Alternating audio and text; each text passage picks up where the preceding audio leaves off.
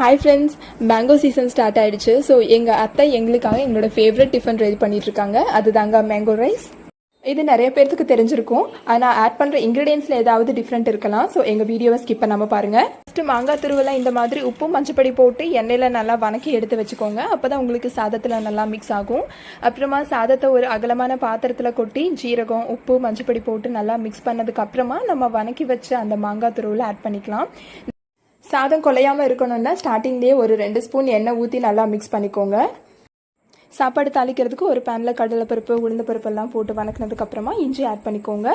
இஞ்சி நல்லா வணங்குச்சுன்னா டேஸ்ட் நல்லாயிருக்கும். அதுக்கப்புறமா கொஞ்சமாக நிலக்கடலை, வரமிளகாய், பச்சை மிளகாய்லாம் போட்டு வணக்கி எடுத்துக்கிட்டு கடைசியாக கருவேப்பிலை, கொத்தமல்லி போட்டு இறக்குனீங்கன்னா நம்மளோட மேங்கோ ரைஸ் ரெடி ஆகிடுச்சு.